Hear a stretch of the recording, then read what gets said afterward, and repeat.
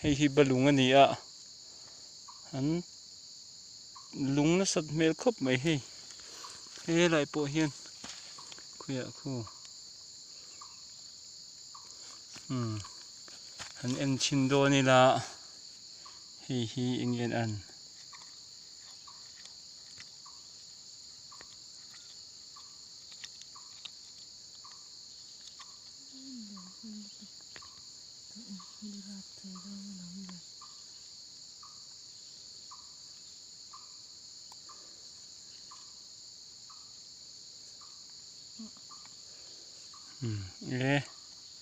lung tha e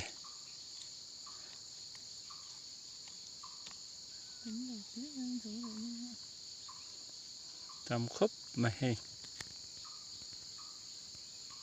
balung hun siam hlo tling